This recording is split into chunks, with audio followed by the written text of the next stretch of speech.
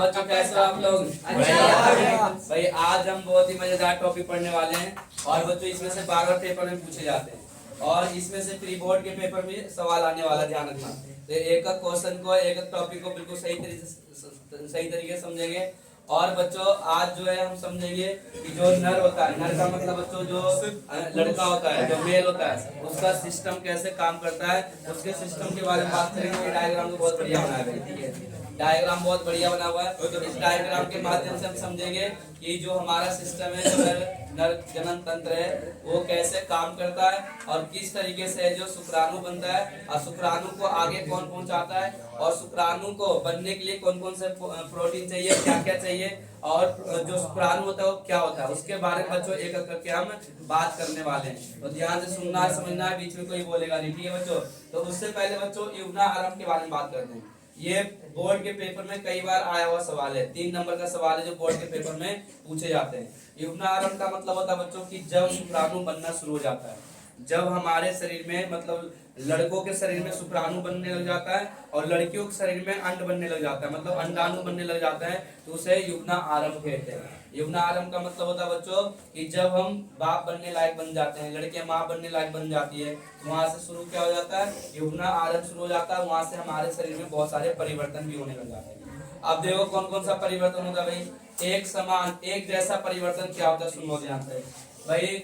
सबसे पहले काक, काक का मतलब जिधर वाला हिस्सा होता है, साइड वाला हिस्सा होता है। और बच्चों जन्नांग, जन्नांग का मतलब जो नीचे वाला हिस्सा होता है, ठीक है। जन्नांग का मतलब क्या होता है, जो नीचे वाला हिस्सा होता है, वहाँ के पास गहरे बालों का उगना, वहाँ पे गहरे बाल उगाते हैं, ठीक है, काले काले रंग के बाल उगाते हैं, बहुत ही गहरे बाल होते हैं। तो बच्चों काक और जन्नांग का मतलब नीचे का जो भी श्वसन पार्ट होता है, वहाँ पे बाल उगाते हैं। ऐसा कब होता है, किशोरावस्था में होता है, ठीक है। और जो शरीर किशोरा जो होता है युग्नारंभ में ऐसा होता है। उसके बाद बच्चों दूसरा परिवर्तन क्या आता है, त्वचा का तेलीय हो जाना। हमारा जो त्वचा होता है, हमारा जो स्किन होता है वो तेलीय हो जाता है, ऑयली हो जाता है। और बच्चों हमारे चेहरे पे मुहासे निकलने आ जाते हैं, यानी कि जो पिंपल्स होते हैं वो चेहरे पे निकलने लग जाते हैं। अगर चेहरे पे पिंपल्स आने लगे, इसका मतलब तुम्हारा जो युग्ना आरंभ शुरू हो चुका है। अब कुछ ना कुछ चेहरे पे पिंपल्स आएंगे आगे, ठीक है। जो ज्यादा उल्टे सीधे खाना खाया, जैसे मोमो, चिली पोटेटो, चाउमीन, तो उनके चेहरे पे ज्यादा उगना शुरू हो जाता है। जो थोड़े कंट्रोल में खाना खाते हैं तो उनके शरीर पे कम आता, लेकिन आता सबके चेहरे पे, क्योंकि यही निशानी है कि तुम अब जो है आ चुके हो और तुम्हें जो बाप बनने लायक बनने वाले, धीरे धीरे परिवर्तन आना शुरू हो जाएगा। लेकिन बच्चों एक बात और ध्यान रखना, पिछली बार आया था कि लड़कियों में क्या क्या परिवर्तन आता है। ये जो 2 परिवर्तन है, ये दोनों के अंदर एक समान होते हैं, लड़कों के अंदर भी और लड़कियों के अंदर भी। लड़कों के भी काक में बाल आ जाते हैं, लड़कियों के भी आ जाते हैं।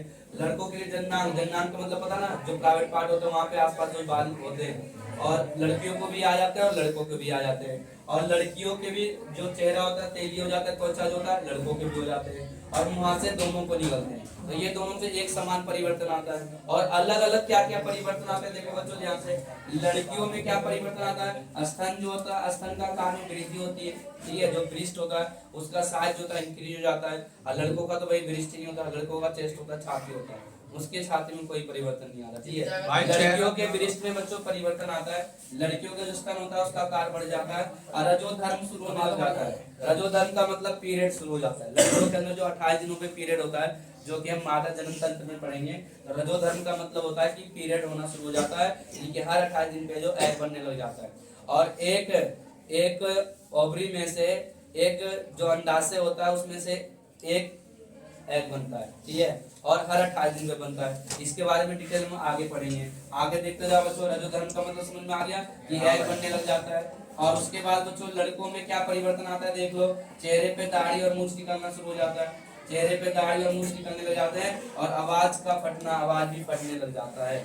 हमारी आवाज जो होती है भारी हो जाती है, जैसे जैसे हम बड़े हो जाते हैं, जैसे ही शुक्राणु बनना शुरू हो जाता है, आवाज में बहुत ज्यादा परिवर्तन आता है, ठीक है बच्चों। और भी बहुत सारे परिवर्तन आते हैं लड़कों के अंदर, लड़कों वाला बिहेवियर आ जाता है। क्योंकि लड़कों के अंदर एक हार्मोन बनता है जिसका नाम है टेस्टोस्टेरोन हार्मोन। इसके बारे में हम आगे पढ़ेंगे, ठीक है, क्या करता है, किस तरीके से काम करता है। अगर ये नहीं बनेगा तो क्या होगा, हमारे परिवार, हमारे शरीर के अंदर क्या क्या परिवर्तन होगा, ठीक है बच्चों। तो ये मोस्ट इंपोर्टेंट है, पेपर में, बोर्ड के पेपर में कई बार आया हुआ सवाल है बच्चों। इसको सही तरीके से याद कर लेना ताकि कोई प्रॉब्लम ना हो। अब देखो बच्चों, अगला टॉपिक शुरू होता है हमारा नर जनन तंत्र। नर का मतलब होता है आदमी, मतलब लड़का, मेल, पुरुष, ठीक है। ये नर जनन तंत्र में कौन कौन से पार्ट होते हैं बच्चों, देख लो ध्यान से। मूत्राशय आता है, प्रोस्टेट ग्लैंड ग्रंथि आता है, सीसन आता है, सीसन का मतलब ये हो गया, ठीक है, ये जो शुक्राणु पहुंचाने का काम करता है, ठीक है बच्चों।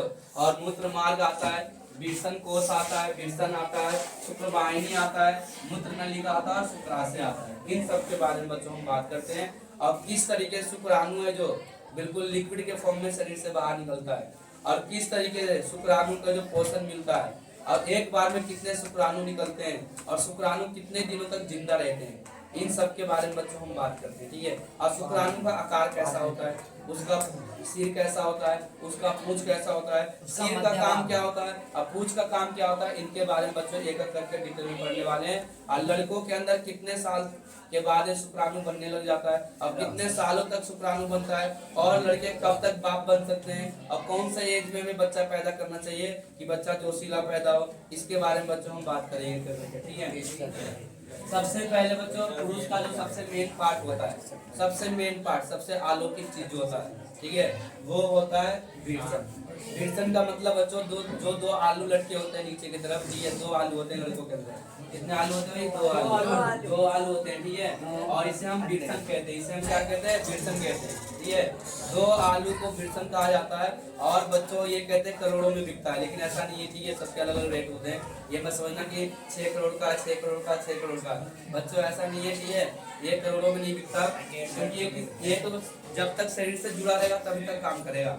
शरीर से बाहर निकल जाएगा तो काम नहीं करेगा। ऐसा नहीं कि हमने बेच दिया, दूसरे के बॉडी में लगा दिया, ऐसा नहीं होता इसके साथ। अगर निकल गया तो तुम छक्के बन जाओगे, मतलब कि कोई काम का नहीं रहेगा, तुम बाप ही पैदा नहीं कर पाओगे, सॉरी बच्चा ही पैदा नहीं कर पाओगे, बाप तो तुम बन ही पाओगे, बाप तो पैदा होगा नहीं, बाप तुम नहीं बन पाओगे, ठीक है। अब सुन लो बच्चों ध्यान से। तो जो 2 आलू लटके होते हैं बच्चों, ये सबसे ज्यादा इम्पोर्टेंट पार्ट होता है पुरुष के लिए। अगर ये नहीं होगा तो जो पुरुष होगा बाप नहीं बन पाएगा, नहीं तुम लोग बाप नहीं बन पाओगे। इसको बचा के रखना चाहिए हमेशा, यही अलौकिक चीज है। अगर ये नहीं होगा तो कोई भी बाप अपने लड़की की शादी नहीं करवाएगा, कोई भी लड़की तुम्हारे पास नहीं आएगा, मतलब कोई भी लड़की जो तुमसे शादी करना नहीं चाहेगी, क्योंकि यही होता है जो सिस्टम होता है मर्द के अंदर, जो मेन पार्ट होता है यही होता है, इसके अलावा कुछ नहीं है, ठीक है, ध्यान रखना।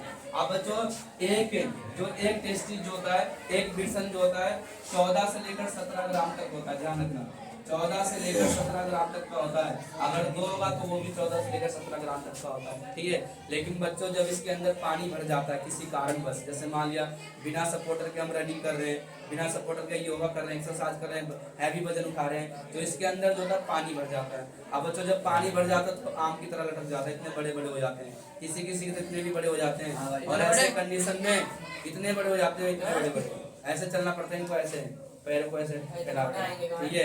तो बच्चों ऐसे कंडीशन में क्या होता है, इसमें से पानी निकाला जाता है, ऑपरेशन किया जाता है, पानी इंजेक्शन के द्वारा निकाला जाता है, ताकि पानी के कारण बच्चों शुक्राणु नहीं बन पाता। पानी के कारण बच्चे जो लड़के होते हैं वो सही से रोमांस नहीं कर पाएंगे तो बच्चा नहीं हो पाएगा, सिंपल सी बात है, ठीक है। तो बच्चों इसलिए अपने आप को बचा के रखना। और बच्चों सबसे संवेदनशील पार्ट यही है, सबसे ज्यादा जो संवेदनशील पार्ट है यही है। अगर इसमें 1 लाख मार दिया खींचकर तो बच्चों बैठोगे और बैठे ही रह जाओगे, उठोगे नहीं, चाहे कितना भी शक्तिशाली क्यों ना हो, चाहे कितना भी बॉडी बिल्डर क्यों ना हो, चाहे तो कितना भी बड़ा बॉडी बिल्डर क्यों ना हो, अगर एक बार यहाँ पे मार दिया ना तो बच्चा दोबारा उठेगा नहीं, ध्यान रखना, वो बैठा ही रहेगा। अब कब तक बैठा रहेगा, तब तक वो दर्द खत्म ना हो। तो ये लड़कों का सबसे संवेदनशील पार्ट होता है।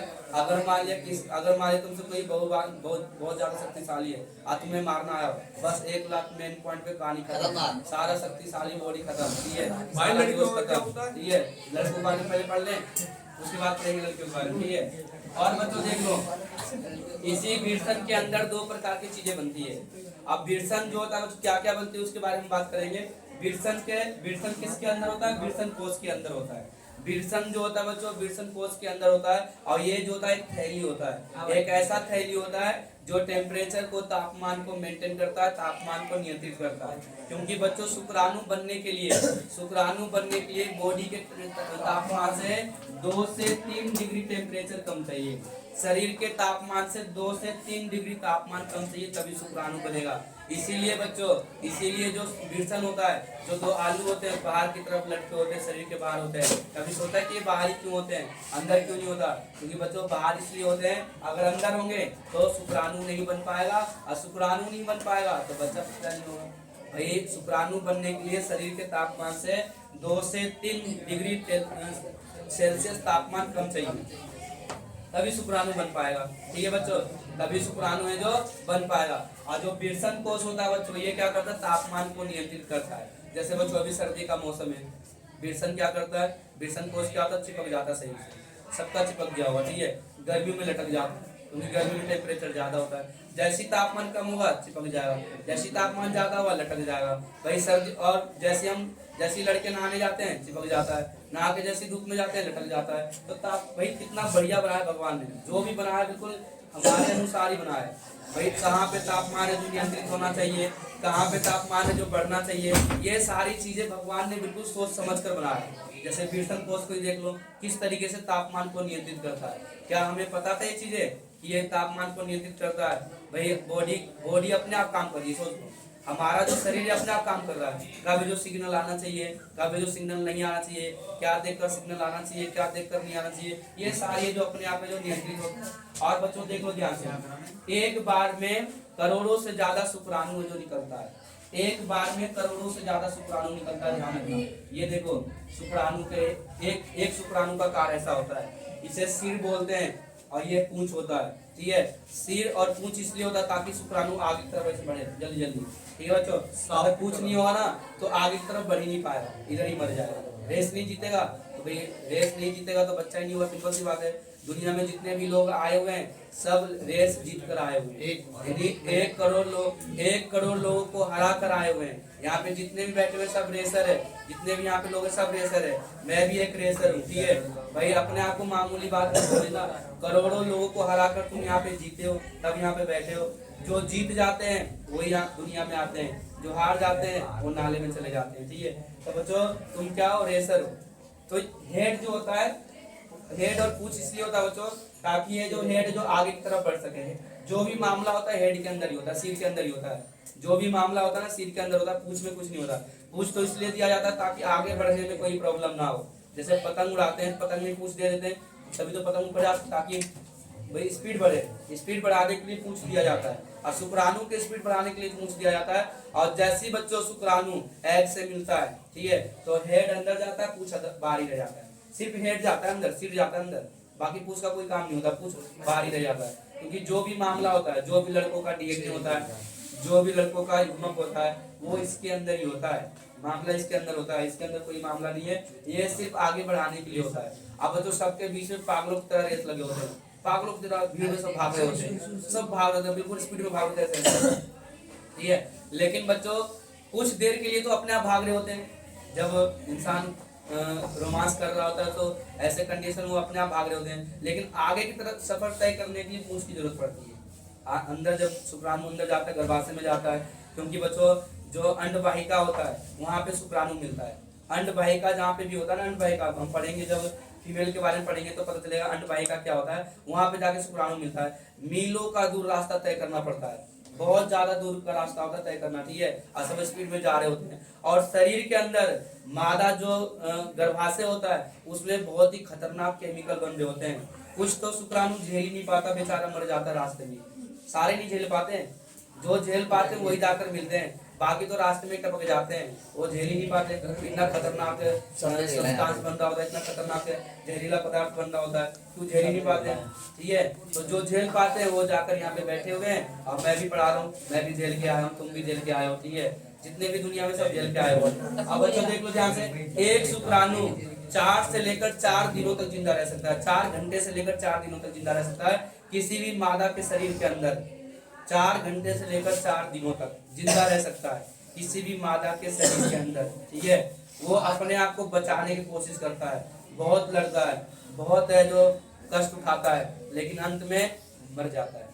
सिर्फ एक ही जीत पाते हैं। अब जो अगर कभी कभी ऐसा भी होता है, अगर दो दो शुक्राणु एक ही एग के साथ मिल गए तो जुड़े हुए बच्चे हो जाते हैं, दोनों ऐसे जुड़े हुए रहते हैं। ठीक है, अगर मान लिया मादा के अंदर दो एग बन गए किसी कारण बस, वैसे होता है 28 दिनों पे एक ही एग बनता है, एक ही रिलीज होता है, लेकिन किसी कारण बस, ठीक है, बहुत ही रेयर केस में ऐसा होता है, किसी कारण बस है जो दो एग है, ठीक है, बन गए और दोनों शुक्राणु जाकर दोनों एग से मिल गए तो जुड़वा बच्चे हो जाते हैं, दोनों अलग अलग हो जाएंगे। ठीक है, अगर मान ले चार एग बना और चारों के साथ शुक्राणु मिल गया तो 4 बच्चे हो जाएंगे। अगर 5 एग बना, पांचों के साथ शुक्राणु मिल गया तो 5 बच्चे हो जाएंगे। ऐसे बहुत सारे केसेस आए, बहुत रेयर केस में ऐसा होता है, सबके साथ ऐसा नहीं होता।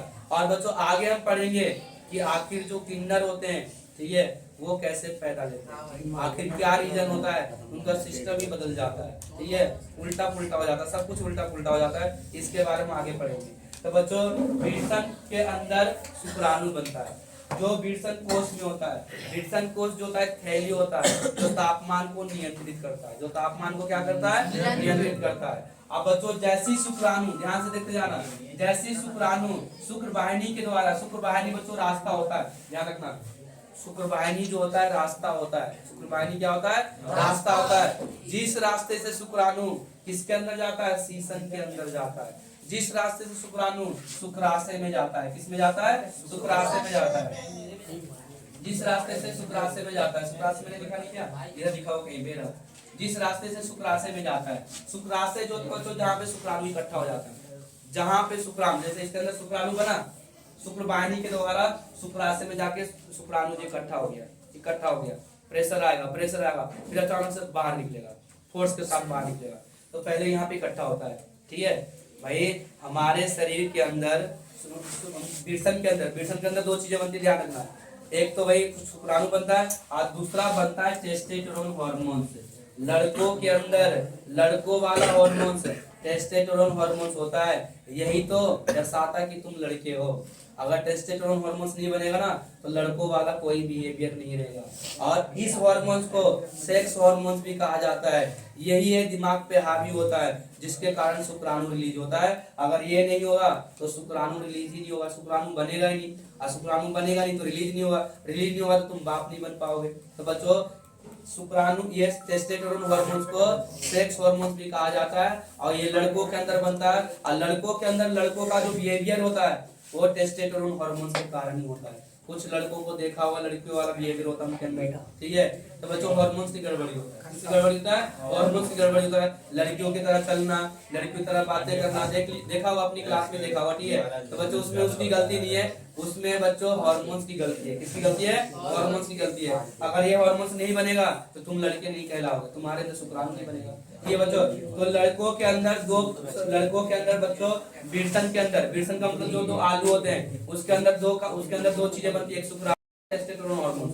इसका क्या काम होता है आगे पढ़ेंगे, पहले हम यहाँ पे आ जाते हैं। देखो शुक्राणु यहाँ पे इकट्ठा हो गया, मेन पॉइंट देख भाई, मेन पॉइंट पे ध्यान देना है। शुक्राणु है जो शुक्राशय में इकट्ठा हो गया, कुछ देर के लिए इकट्ठा होता है। कितने देर के लिए होता है देख लो बच्चों। शुक्राणु जो बनता है ना बिल्कुल दही की तरह होता है, बिल्कुल जमा हुआ दही। दुकान से जो दही लाते हैं जमा होता है, पानी की तरह नहीं होता। लेकिन बच्चों जैसे ये दही यहाँ पहुंच जाता है, शुक्राशय में पहुंच जाता है, तो प्रोस्टेट ग्लैंड होता है, प्रोस्टेट ग्रंथि होता है। देख लो ये प्रोस्टेट ग्रंथि क्या करता है, उस दही को तरल रूप में परिवर्तित कर देता है। दही मतलब शुक्राणु को तरल रूप में परिवर्तित कर देता है। कौन से रूप में, तरल रूप में जो परिवर्तित कर देता है। तरल अवस्था का मतलब बच्चों द्रव्य रूप में बदल देता है, ठीक है। और शुक्राणु को आगे बढ़ाने के लिए उसको पोषण भी देता है। पोषण चाहिए भी आगे बढ़ने के लिए, सिंपल सी बात है, न्यूट्रिशन चाहिए। अगर पेपर में आ गया कि शुक्राणु को न्यूट्रिशन कौन देता है, तो बच्चों कौन देता है, प्रोस्टेट ग्रंथि देता है। आज तक इससे पहले तुम लोग को पता था नहीं था, बस लेना देना निकालना, इसके अलावा कुछ आता नहीं है ना भाई। तो बच्चों शुक्राणु के अंदर अगर पोषण चाहिए, अगर शुक्राणु को पोषण चाहिए, न्यूट्रिशन चाहिए, तो प्रोस्टेट ग्रंथि देता है। और शुक्राणु को तरल अवस्था में द्रव्य रूप में भी कौन बदलता है, प्रोस्टेट ग्रंथि बदलता है, ताकि बच्चों शुक्राणु है जो आसानी से आगे जा सके। किसके द्वारा, ये जो सीसन दिया हुआ है, इस सीसन के द्वारा शुक्राणु जो आसानी से आगे बढ़ सके। अगर बच्चों ये सीसन नहीं होता तो शुक्राणु गर्भाशय में नहीं जाता, शुक्राणु है जो गर्भाशय में नहीं जाता। शुक्राणु को लड़कियों के गर्भाशय में पहुंचाने का अगर कोई काम करता है तो उसका नाम है सीसल। क्या काम होता है? सीसल। भगवान ने कितना सोच समझ कर बनाया।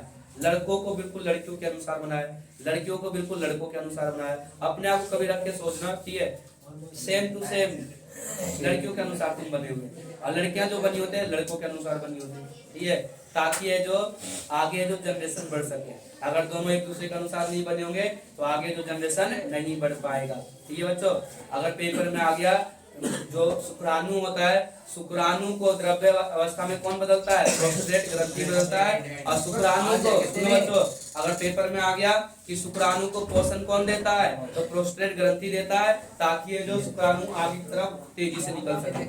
तेजी भाई एक बात ध्यान रखना, अगर मान ले तुम लोग के शरीर में शुक्राणु बन रहा है, इसका मतलब नहीं कि तुम बाप बन ही जाओगे, ऐसा कहीं लिखा हुआ नहीं है बच्चों। शुक्राणु के अंदर ताकत भी होना चाहिए आगे बढ़ने, ठीक है, और शुक्राणु का अमाउंट होना चाहिए। अगर मान लिया लड़कों के शरीर में कम शुक्राणु बन रहा है तब भी वो बाप नहीं बन पाएगा। कम से कम 1 चम्मच शुक्राणु तो बनना चाहिए, ठीक है, 1 चम्मच शुक्राणु है जो एक बार में निकलना चाहिए, तभी तुम बाप बन पाओगे, नहीं तो बाप नहीं बन पाओगे। अगर 1 चम्मच से कम शुक्राणु बना ना तो इधर ही मर जाएगा, आगे बढ़ ही नहीं पाएगा, ठीक है, आगे नहीं बढ़ पाएगा। तो बच्चों समझ जाना कि मामला गड़बड़ है, आगे जो है तुम बाप बनने में प्रॉब्लम होगी, ठीक है, यानी कि बाप नहीं बन पाओगे। बैठ जाओ टीचर आपसे, ठीक है। आगे देखो बच्चों ध्यान से, आगे देखो जब लड़कों के अंदर बिल्कुल भी आवाज नहीं आना चाहिए। लड़कों के अंदर बच्चों 12 साल के बाद शुक्राणु बनने लग जाता है। लड़कों के अंदर 12 साल के बाद शुक्राणु बनने लग जाता है, और बच्चों लाइफ टाइम तक बनता है। वैसे